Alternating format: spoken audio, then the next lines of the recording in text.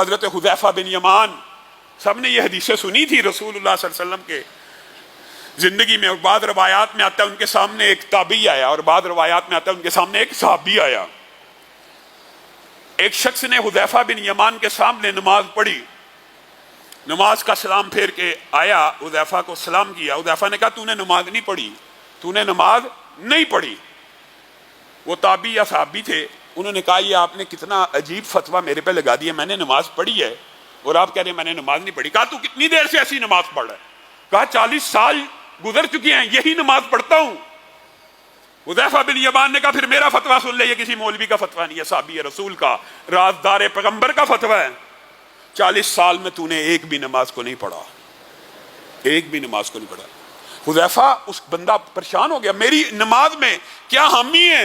حضرت حذیفہ نے یہ سارا واقعہ سنایا اور کہا اعتدال کی سنت کو چھوڑتا ہے، تیز تیز پڑھتا ہے، کمر سیدھی نہیں ہوتی، سر اٹھا لیتا ہے۔ یہ 40 سال خلوص نیت سے نماز پڑھنے والا اگر ایک سنت کو چھوڑ کے پڑھ رہا ہے، حذیفہ بن یمان کہہ رہے ہیں تو نے 40 سال میں ایک بھی نہیں پڑھی، اور دوسری طرف آپ نے حدیث سنی ہے۔ سبحان اللہ۔ ایک عام بندہ بھی وضو کر کے کیسے جیسے رسول اللہ نے بنایا وضو ویسے وضو کرے اور مسجد میں آئے اور 2 رکعت نماز کو ادا کرے۔ یہ 40 برس نمازیں پڑھتے رہے، ان کے اوپر حذیفہ بن یمان نے یہ حکم لگایا، اور دوسری طرف رسول اللہ کا حکم کتنا آسان ہے، صرف 2 رکعت ویسے پڑھے جیسے میں محمد صلی اللہ علیہ وسلم نے پڑھی، ایسے ہو جائے گا جیسے آج ماں کے پیٹ سے پیدا ہوا ہے۔ یہ سنت کی اہمیت ہے کہ نہیں؟ صرف 2 رکعت، صرف وضو اس طرح کرنا جیسے رسول اللہ نے کیا، انسان پاک صاف ہو جاتا ہے۔ اس کا مطلب ہے اخلاص نیت کے ساتھ اطیعوا اللہ و اطیعوا الرسول، رسول اللہ کی اطاعت کے بغیر آپ جو جی چاہے سوچ لیں میں عمل صالح کر رہا ہوں، میں عمل نیک کر رہا ہوں، اخلاص نیت کی وجہ ہے قبول ہو جائے گا، نہیں ہوگا جب تک اس کے اوپر مہر نبوت موجود نہیں ہوگی۔ اور رسول اللہ صلی اللہ علیہ وسلم اپنی زندگی کے اندر، یہ صرف مساق مدینہ کی بات نہیں ہے، جن چیزوں پہ ناراض ہوئے ہیں، آپ نے یہ کبھی غور کیا رسول اللہ صلی اللہ علیہ وسلم نے کی زندگی میں ناراضگی کے یا غصے کے کتنے کم واقعات ہیں، لیکن جب بھی ہوئے ہیں اسی سنت کو چھوڑنے کی وجہ سے اور اسی اطاعت اور پیروی میں ہلکی پھلکی تبدیلی کی وجہ سے ناراض ہوئے ہیں، ورنہ نہیں ہوئے۔ حضرت عمر کتنے جلیل القدر ہیں جن کو محدث کہا گیا، محدث نہیں محدث، محدث کا مطلب یہ ہوتا ہے صاحب الہام۔ رسول اللہ صلی اللہ علیہ وسلم نے کہا سابقہ امتوں میں نبیوں کے بعد بھی کچھ لوگ ایسے ہوا کرتے ہیں جن کا ویژن اتنا کلیئر ہوتا تھا کہ جو بات کہتے تھے وہ ہو جاتی تھی۔ اگر میری امت میں کوئی ایسا ہے تو عمر ہیں، جو بات کہتے ہیں اللہ آیتیں بن کے نازل کروا دیتا ہے، آیتیں بنا کے نازل کر دیتا ہے۔ یہ عمر ایک مرتبہ تورات کا ایک صفحہ لے کے رسول اللہ صلی اللہ علیہ وسلم کی بارگاہ میں حاضر ہو گئے۔ حضرت ابو بکر اب دیکھ رہے ہیں کہ رسول اللہ صلی اللہ علیہ وسلم کے چہرے کا رنگ بدل رہا ہے۔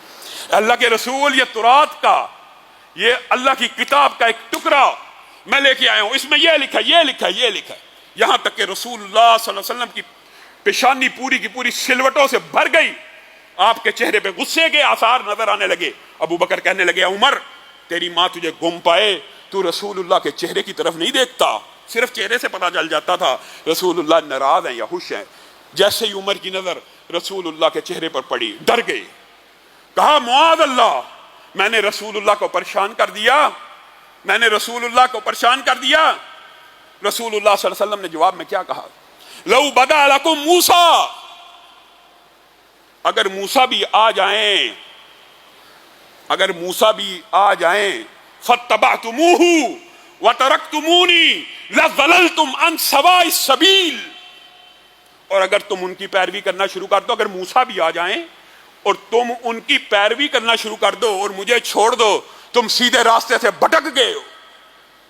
لو کان حیا وادرک نبوتی لاتبعنی، اگر وہ موسیٰ زندہ بھی ہو، یہاں اس حدیث سے بھی دیکھیں اللہ کے رسول کے الفاظ کتنے جامع ہوتے ہیں، بہت سے مسئلے نکلتے ہیں۔